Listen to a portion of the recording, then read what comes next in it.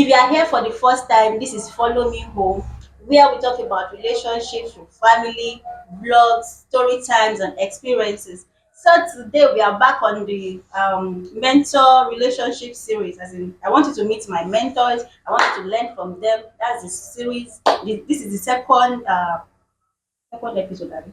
This is the second episode of the series. So I want you to learn more. So please stay tuned to the end of this video. Thank you. So today, the very first question I have here with me is there anything you want your partner to do that she doesn't do or that he doesn't do? Hmm. Who should start? It's me. Anybody? All right. Um. Well, I have this belief, and the belief is this: you cannot change anybody, and the person that can be changed is you. So whatever I know that wherever I'm not doing well, I always sit down, think, okay, I'm bad there. I need to make amends. It's only me that I can change. I cannot change anybody. So it's by working on ourselves. This thing is not good. We've got to change that. I've got to change it prayerfully and being intentional. One can do that. But that I want to change. What our mother couldn't do, what our dad couldn't do, I cannot. So it's working on ourselves that will bring out a better persons in us. That's all. So I'm changing you something for us. Exactly. We are working on ourselves. If I do this thing today, if it is not good, I think you should be able to tell me that thing that you done yesterday. If you can improve, even in reading, I don't like reading. I don't like reading novels at all. But my husband will tell you, go and read. Take that one, read this. He will take his own, he will finish two before I will finish one. So in that area, if you are not good on something, you will be able to tell me, improve on this. And prayerfully, I'm improving. And if it is his own, prayerfully is improving. Lord, we work on ourselves, we correct each other, and we take it as it is. Okay. But can you tell us something about your background differences that you had to deal with when you got married?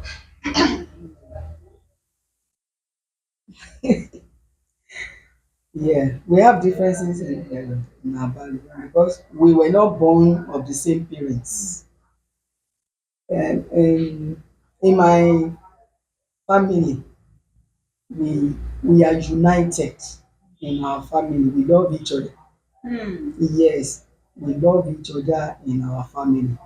So in their own family too, when I got married to him, I used to tell him about that love. It is so important in one's family and one's life.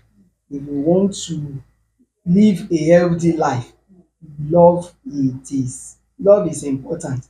So I usually tell my husband that and it is good and it is even being seen in his own family too. So and in tidying up the house, yes, before I got married to him, his mother told me that this your husband you want to get married to, he doesn't know how to do house chores. Sure. Yes, she told me, but I said no problem, we will do it together. And when we got married, anytime he does what I don't like, I will not flare up and I will not take it as offence. I will just tell him that don't worry, maybe your mother told me that you don't know how to do it, and I will just laugh it Very. off and everything is okay. You know, I told you in the other episode that we work on ourselves, we do things together, and we are we are changing each other. Hmm. But Can I come in there? okay. Well, he's from a polygamous setting Hmm. with so many people in their house. I came from my mother. I grew up with my mother, my twin sister, and yeah, my twin sister. My twin brother was not with us then. So I was being tutored by my sister and my mother. So the difference is, um, well, let me say monogamy system Hmm. versus Polygamy. polygamy system. They are used to so many children, Hmm. So many so grandchildren. many grandchildren.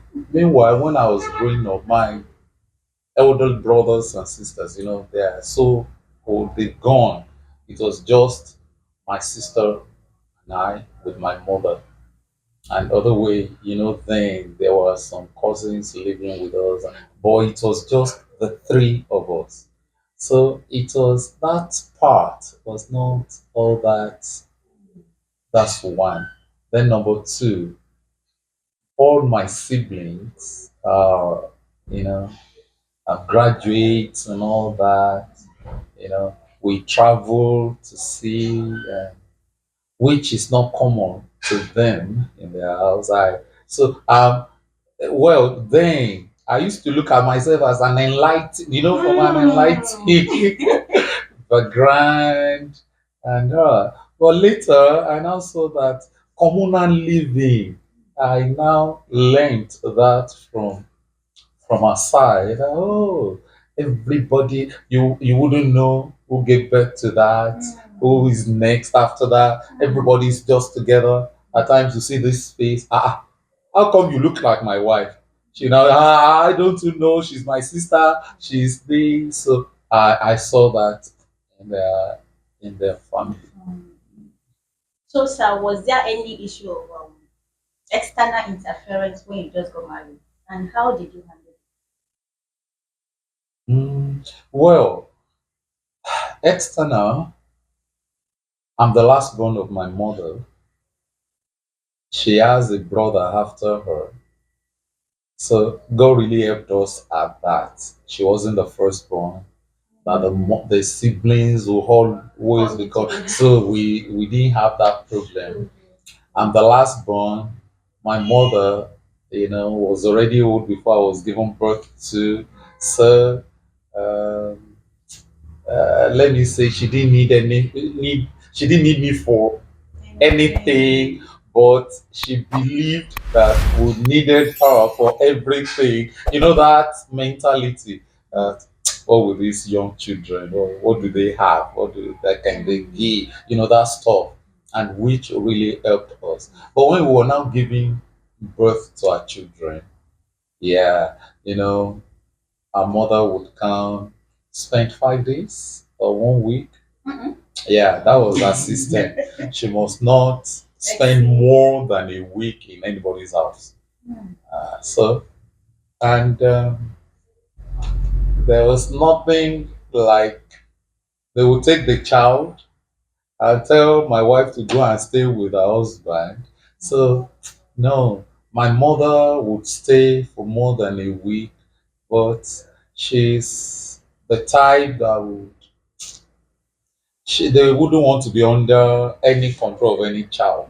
So they just spend few weeks, do the omugo, yeah, omugo, and go, and that would be all. That would be it. So we don't really have at the beginning, no interference, no prognosing, nothing. So, sir, I know and believe that if people don't have communication problems. Yeah.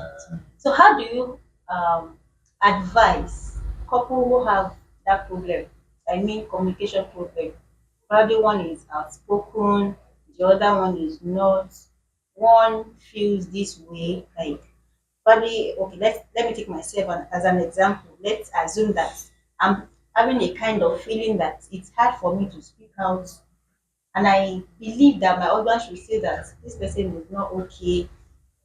He should come and ask. And he's not saying anything. Just as an example, anyway, how do you advise those kind of couple who experience such and other communication issues?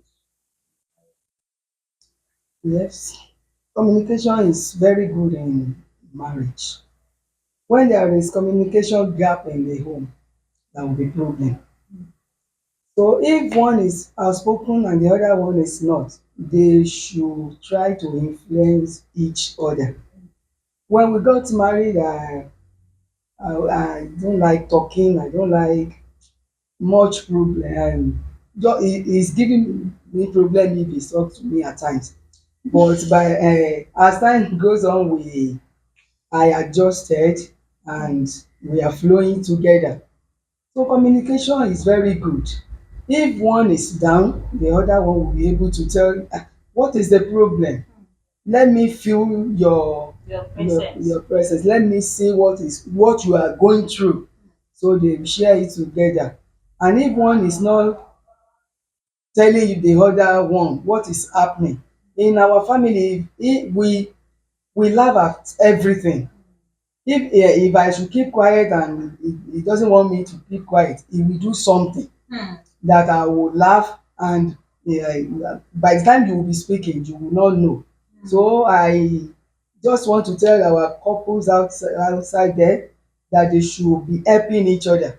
When one comes back from work, we should ask, what was your experience at work today? And did you encounter any new thing in your organization or business? So when one comes back, we should be able to tell each other, this is what I encountered today, this is how it was solved. Even if it is not solved yet, when you come home, share it with your spouse and everything will be fine. Mm. About I just want to add some things to that. You know, I was making jest of her one day that she's a flake, and that she's a flake. Thank God she's not choleric, blah blah blah. She called. What did you say? Else? You've forgotten. Yeah. Well, see, sanguine. Yes, she said. I will say sanguine or something. Yeah. Like if there is communication gap, the rest assured that there's no hope because without the communication, uh, without the communication, there is already um, like a large hole in the wall, and from there, different reptiles will be coming in. Um, see, the sender of an information and the receiver of the information must be in tandem. They must be in unity. If there is break, there's there's bound to be a problem. And how do we solve this? Please let us know ourselves. Let us understand what gives this person a smile, what gives this person a laughter, what